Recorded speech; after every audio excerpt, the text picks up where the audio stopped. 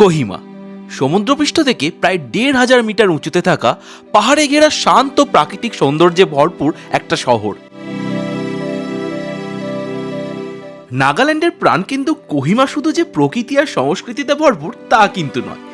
এই শহরের ঐতিহাসিক গুরুত্ব, মানুষের সহজ সরল জীবনযাপন, তাদের অতিথি পরায়ণতা কিন্তু তোমাদেরকে মুগ্ধ করবেই করবে।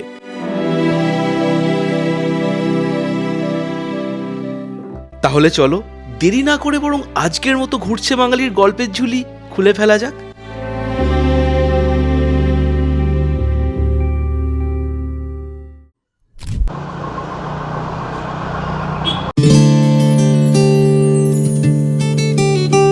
আমরা এখন দাঁড়িয়ে আছি এনবিএসটি বাস স্ট্যান্ডে। যেমনটা বলেছিলাম, আমাদের হোটেলটা ঠিক এই যে 50 মিটার দূরে এইদিকে, আর আমার চারিদিকে লোকাল মার্কেট, লোকাল দোকানপত্র সব ভর্তি। চলো একটু লোকাল দোকানগুলো এক্সপ্লোর করা যাক, দেখাই তোমাদের যে কোহিমার লোকাল মার্কেট কেমন দেখতে হয় আমাদের চোখ দিয়ে। আর এই দিকটা দেখো, এই দিকটাতে হলো কিন্তু ওই যে শেয়ার যে ট্যাক্সি স্ট্যান্ড সেটা। তো এইখান থেকেই আর কি মানে কোহিমা থেকে বিভিন্ন গ্রামগুলোতে যাওয়া যায়, মানে জুলেখে বলো বা খোনোমা বলো, এইসব গ্রামগুলোতে এইখান থেকে ট্যাক্সি শেয়ার করে যাওয়া যায়।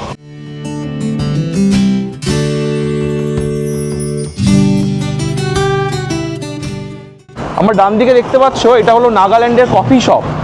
আর এই শহরের একটা খুব ভালো জিনিস দেখো, জ্যাম হয়ে আছে কিন্তু কোনো অতিরিক্ত হর্ন কেউ বাজাচ্ছে না, মানে গাড়িগুলো প্রত্যেকটাই আস্তে আস্তে আস্তে আস্তে এগোচ্ছে, কারোর কোনো তাড়া নেই এবং খুব সুশৃঙ্খলভাবে গাড়িগুলো একটা আরেকটার পিছনে দাঁড়িয়ে আছে। মানে সামনের গাড়ি এগোলে তারপরে তার পিছনের গাড়ি এগোবে, কেউ হর্ন দিচ্ছে না। দেখো আমাদের কলকাতা বা অন্যান্য মেট্রোপলিটন শহরগুলো হলে এতক্ষণ জ্যামে এতক্ষণ বাজনা বাজতো, কিন্তু এখানে কিন্তু বিন্দু মাত্র কেউ হর্ন বাজাচ্ছে না।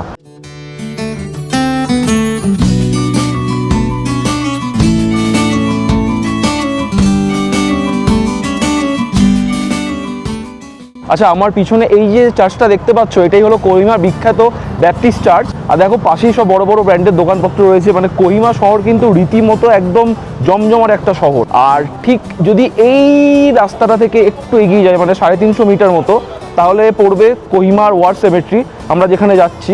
আর আমার ঠিক উল্টো দিকে, মানে আমি যে মোড়টাতে দাঁড়িয়ে আছি, এই যে দেখো, এটা হলো কোহিমা সিটি সেন্টার। তো চলো আমরা এখন এগিয়ে যাই ওয়ার সেমেট্রির দিকে। এই যে আমার পিছনে ডিয়ার লটারি স্টোর। কোহিমাতেও লোকজন লটারি কাটে।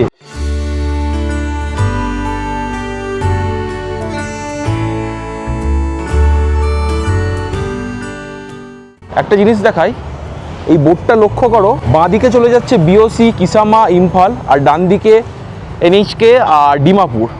আর ঠিক আমাদের সামনেই শুরু হয়ে যাচ্ছে কোহিমার বিখ্যাত ওয়ার সেমেট্রি। চলো যাওয়া যাক আমাদের গন্তব্য ওই অবধি।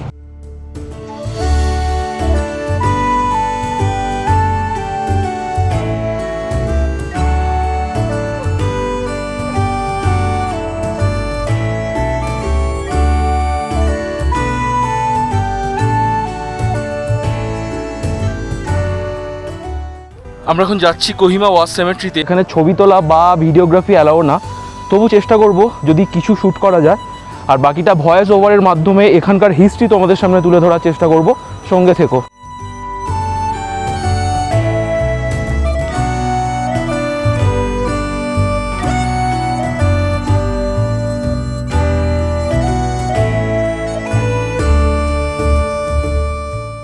এই সেমেট্রিটা কিন্তু মেনটেন করে কমনওয়েলথ ওয়ার গ্রেভস কমিটি, এবং এই কমিটি পৃথিবীর বিভিন্ন ওয়ার সেমেট্রি এইরকম মেনটেন করে।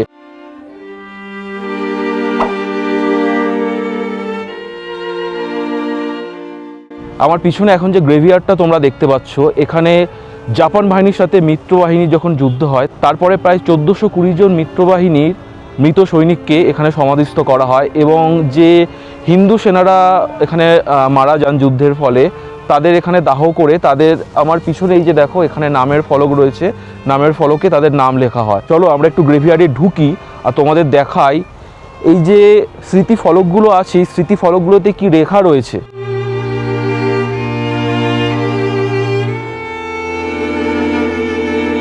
একজনের সমাধি মেজর এইচ.জি. লায়ন্স, আর মাত্র 31 বছর বয়সে উনি শহীদ হয়েছিলেন। এখানে লেখা আছে loved husband of Sonia, only son of mister and the late colonel H Lyons. তারপরে সমাধির দিকে আমরা যাই। এখানে এল স্মিথ, 37 বছর বয়স। এখানে কিন্তু লেখা রয়েছে Jesus in the precious keeping, leave we now our dear son sleeping.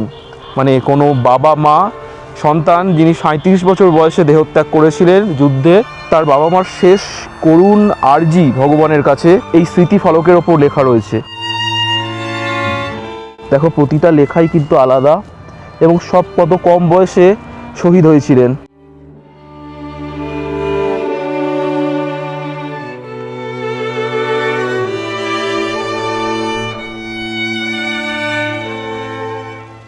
এই সাদা প্রজাপতিটাও বোধহয় শান্তির প্রতীক বয়ে বেড়াচ্ছে, যে যুদ্ধ নয়, সত্যি যুদ্ধ আমাদের কিচ্ছু দেয় না, শুধু কেড়ে নেয় কয়েকটা তাজা প্রাণ। যে তাজা প্রাণগুলো কত বাবা মার বুক খালি করে, কত স্ত্রীর বুক খালি করে, কত সন্তানের বুক খালি করে এখানে শুয়ে আছে।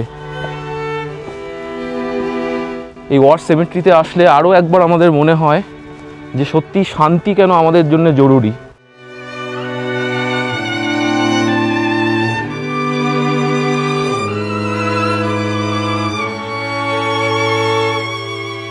এখন আমরা দাঁড়িয়ে আছি গ্যারিসন হিলের ওপরে ডিসি বাংলোর টেনিস কোর্টে। আচ্ছা, ইতিহাসে বলা আছে কোহিমা যুদ্ধটা কিন্তু এই ডিসি বাংলোর টেনিস কোর্টেই হয়।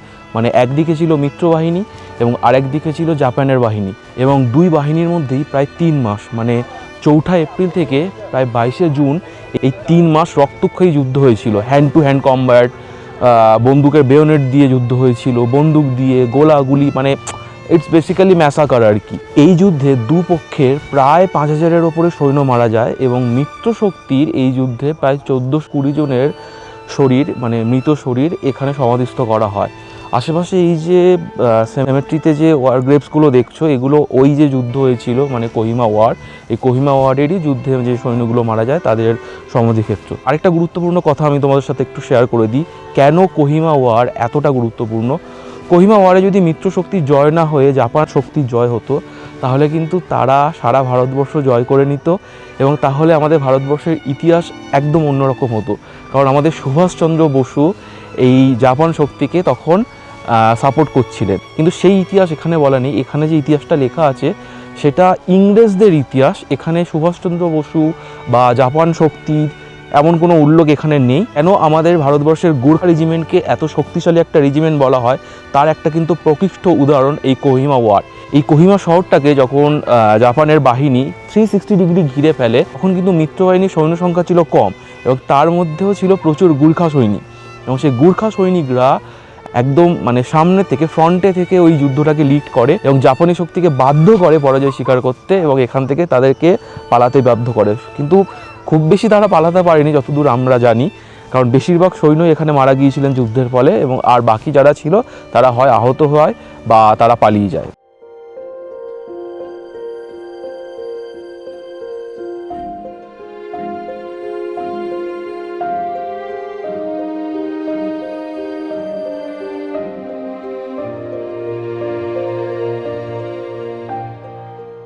এখন আমার পিছনে এই যে স্মৃতিফলকগুলো দেখতে পাচ্ছ তোমরা, এগুলো কোহিমা যুদ্ধে যে হিন্দু সৈন্যরা মারা গিয়েছিলেন তাদের স্মৃতিফলক। হিন্দু সৈন্যদের তো দাহ করা হয়, তো দাহ করার পরে শুধুমাত্র তাদের নামের এবং বয়স ও রেজিমেন্টের স্মৃতিফলক এই যে গ্রেভিয়ারটা রয়েছে এখানে আছে। চলো আমি তোমাদের দেখাই কিছু স্মৃতিফলকের নাম, বয়স এবং তাদের রেজিমেন্ট কী কী ছিল। দেখো, এটা একটা স্মৃতিফলক, ডাল বাহাদুর থাপা, গুর্খা রাইফেল, মাত্র 27 বছর বয়সে শহীদ হয়েছিলেন। আর একটা স্মৃতিফলক, নার বাহাদুর লিম্বু, 17 বছর বয়সে মাত্র শহীদ হয়েছিলেন। বাপরে, ভাবতে পারছো 17 বছর বয়স মাত্র। ডান বাহাদুর বুড়াঠকি, এই যে জামখিস্কি কুকি, এই যে আরেকটা তিল বাহাদুর গুরুং। তো এইখানে মোটামুটি যতগুলো সমাধি ফলক রয়েছে সবই আমি যেরকমটা বললাম হিন্দু সৈন্যদের।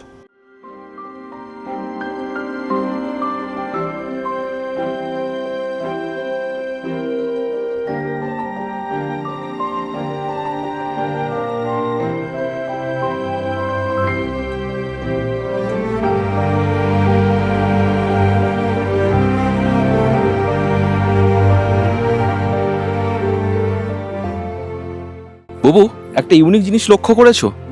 এখানে জবা ফুলের কালারগুলো কতটা ইউনিক। মানে আমাদের বাড়িতে এত রকমের জবা ফুল গাছ আছে, কিন্তু এখানে জবা ফুলগুলো একদম ইউনিক। মানে এইরকম কালার আমরা কোনোদিনও আগে দেখিনি। খুব সুন্দর কালার, মিষ্টি কালার। মানে শুধু এখানে বলে যে নয়, তোমরা নর্থ ইস্টে যেখানেই আসবে সেখানেই প্রত্যেকটা বাড়িতে বলো বা জায়গায় বলো এরকম হরেক রকম রং বেরঙের ফুল তোমরা দেখতে পাবে।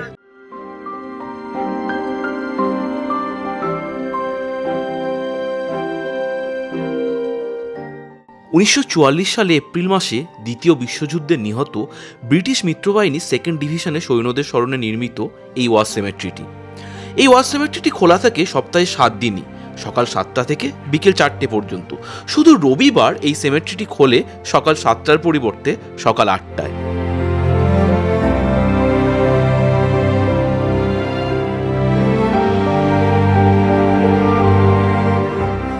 ওয়ার সেমেট্রি ঘুরে দেখতে দেখতে আমরা দেখে নিয়েছিলাম এই বিখ্যাত এপিটাফটি।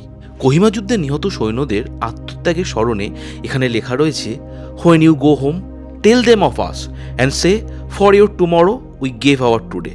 অর্থাৎ যখন তুমি ঘরে ফিরবে আমাদের কথা তাদের বলো, তাদের আগামী দিনের জন্য আমরা আমাদের আজকেরটা দিয়ে দিলাম। তাই এপিটাফ শুধু একটা কবরের ফলক নয়, এটা আত্মত্যাগ, দেশপ্রেম আর ভবিষ্যৎ প্রজন্মের জন্য জীবন উৎসর্গ করার এক নিরন্তর বার্তা।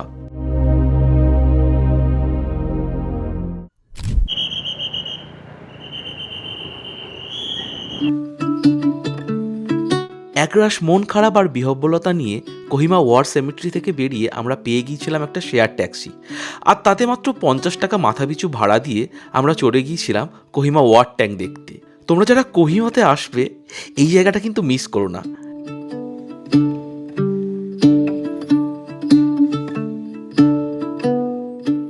আমরা কিন্তু একটা খুব অদ্ভুত জায়গাতে এখন দাঁড়িয়ে রয়েছি। এই যে আমার পেছনে এই যে ওপরে চড়াইটা দেখছো, এখানে 1944 সালে কোহিমা ওয়ারের সময় একটা ব্যাটেল ট্যাঙ্ক হঠাৎ জলকাদাতে আস্তে আস্তে স্লিপ খেয়ে হুড় হুড় করে নিচের দিকে পড়তে থাকে, আর তারপর এই জায়গাটাতে একটা গাছে ধাক্কা খেয়ে থেমে যায়। তো 1944 সালে কোহিমা ওয়ারের প্রতীক হিসেবে ওই ব্যাটেল ট্যাঙ্কটা ওখানেই রাখা হয় এবং ওটা ওখান থেকে সরানো হয়নি। এই জায়গাটা দেখতে কিন্তু প্রচুর মানুষ এখানে ভিড় করে, যদিও এখন গেটটা বন্ধ হয়েছে আমি দেখলাম, আর জানিও না অন্য কোনো দিকে গেট আছে কিনা। নেভারদালেস জায়গাটা পাশ থেকে আসলেও তোমরা দেখতে পাবে, মানে গেট বন্ধ থাকলেও এরকম না যে তোমরা ব্যাটেল ট্যাঙ্কটা দেখতে পাবে না, সাইড থেকেও দেখা যায়।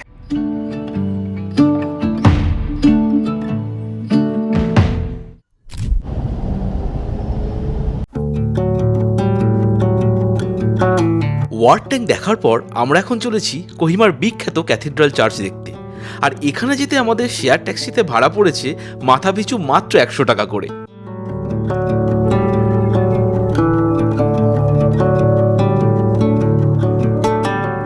এই ক্যাথিড্রাল চার্চটি একেবারে একটা উঁচু পাহাড়ের ওপর অবস্থিত, যেখান থেকে পুরো কোহিমা শহর একেবারে পাখির চোখে, যাকে বলে বার্ডস আই ভিউতে দেখা যায়।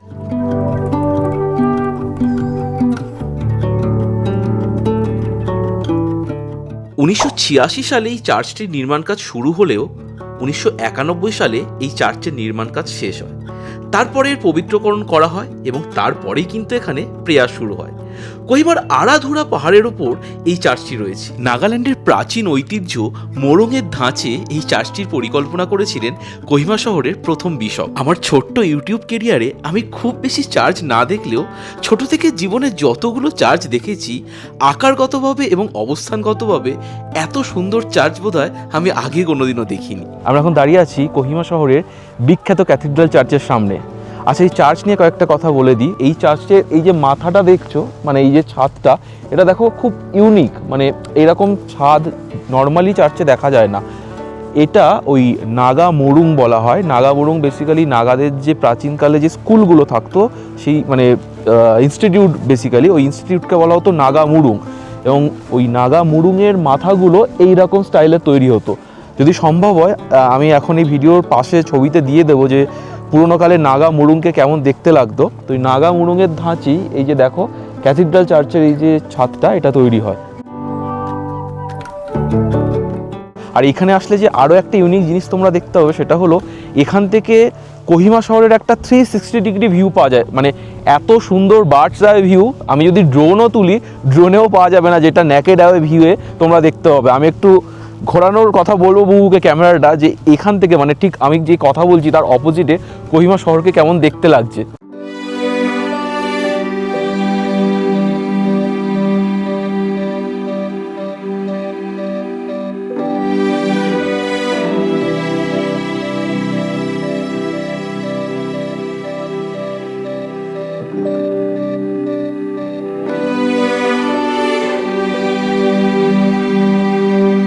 আমি এখন বসে আছি কোহিমা ক্যাথিড্রাল চার্চের প্রেয়ার হলের বাইরে। আমি জানি না কেন আজকে এই প্রেয়ার হলটা বন্ধ, তবে যেমনটা আমি বলেছিলাম এই চার্চটা বানানো হয়েছিল 1944 সালে যে কোহিমা ওয়ার হয় তাতে যে সৈন্যরা মারা যায় তাদের স্মৃতির উদ্দেশ্যে। আমি বিষয়টাকে আরেকটু এলাবোরেট করি।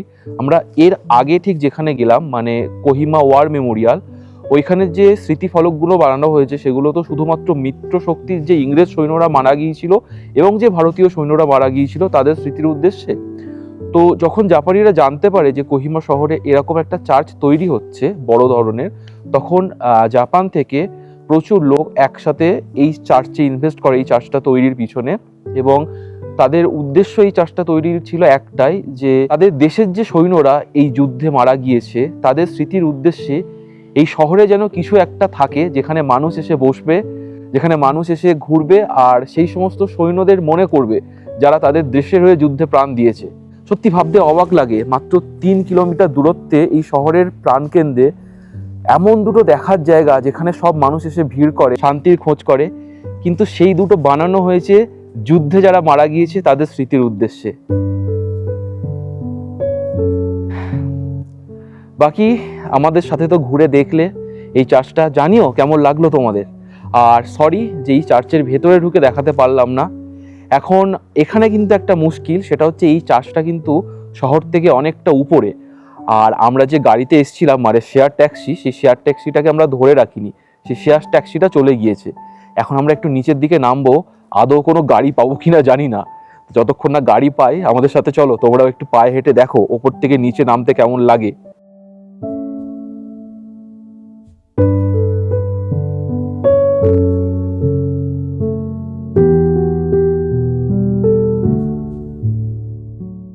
ভাগ্য সহায় থাকায় 100 টাকার বিনিময়ে একটা শেয়ার ট্যাক্সি আমরা পেয়ে গিয়েছিলাম। ফিরতে ফিরতে বিকেল গড়িয়ে সন্ধে হয়ে এলো, আর রাতের আলোতে কোহিমা শহরকে দেখতে যেন আরও ভালো লাগছিল। কোহিমা শহরে ঘোরা নিয়ে আরও একটা গুরুত্বপূর্ণ তথ্য তোমাদের সাথে শেয়ার করে দিই। কোহিমা শহরে সব জায়গায় মোটামুটি শেয়ার ট্যাক্সি খুব ইজিলি অ্যাভেলেবেল, তাই তোমাদের এখানে আসলে আলাদা করে কোনো ট্যাক্সি রিজার্ভ করে ঘোরার কোনো দরকার নেই। 6টা প্রায় বাজতে যায় আর এখানকার সব দোকানপাটগুলো ছটপট করে সব শাটার নামিয়ে দিচ্ছে। আমরা আমাদের হোটেলের সামনে চলে এসেছি, চলো হোটেলে যাই। ওখানে অরোরার রেস্টুরেন্ট রয়েছে, অরোরাতে কিছু খাবার অর্ডার করি, খাই। হোটেল নয়, বুবু চাইছিল আজকের এই মায়াবী সন্ধেটা এখানকার কোনো লোকাল রেস্টুরেন্ট বা ক্যাফেতে কাটাতে, তাই বুবুর কথা মতো আমরা হোটেল থেকে ওয়াকিং ডিস্টেন্সে চলে গিয়েছিলাম দ্য সিটি ক্যাফে নামে এই ছোট্টখাট্ট ক্যাফেতে। আর এই ক্যাফেতে ঢুকে কিন্তু এদের অ্যাম্বিয়েন্স দেখে আমরা রীতিমতো ছিটকে গিয়েছিলাম।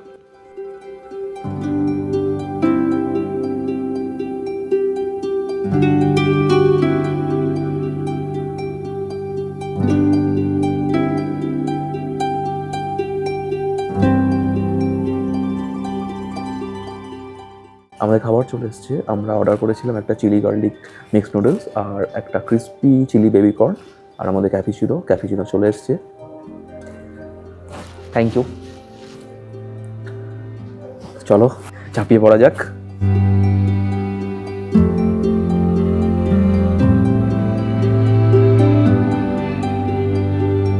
এই জন্যই বোধহয় বলে জীবনে প্ল্যান করে সব কিছু হয় না।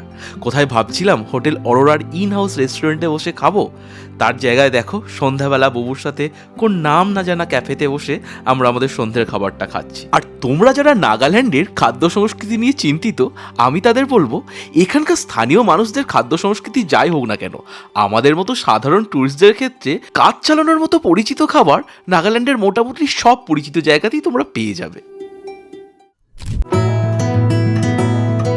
কোহিমার বিভিন্ন জায়গায় ঘুরতে হলে তোমরা চাইলে এখানকার শেয়ার ট্যাক্সি করে ঘুরতে পারো। তাছাড়া তোমরা যদি চাও এখানে কিন্তু স্কুটিও ভাড়া পাওয়া যায়। ভাড়া পড়ে ওই দিন প্রতি 600 থেকে 700 টাকার মতো। আর হ্যাঁ, তেল কিন্তু তোমাদের আলাদা ভরে নিতে হবে। হাতে গোনা কিছুদিন পরেই ছিল ক্রিসমাস, তাই আমাদের হোটেল অরোরা সহ সমগ্র শহর সেজে উঠেছিল এরকম আলোর রোশনায়। তাহলে আজকে এই পর্যন্ত। আপাতত আমার গল্পের নোটে গাছটি মোড়ালো। দেখা হচ্ছে তোমাদের সাথে খুব তাড়াতাড়ি পরবর্তী ভিডিওতে, যেখানে আমি তোমাদের নিয়ে যাব নাগাল্যান্ডের অন্যতম বিখ্যাত গ্রাম খোনোমাতে, যা কিনা গ্রিন ভিলেজ অফ এশিয়া নামেও খ্যাত। ভিডিওটা তোমাদের কেমন লাগলো পারলে একটা কমেন্ট করে জানিও। আজকের মতো ঘুরছে বাঙালি সাইনিং অফ।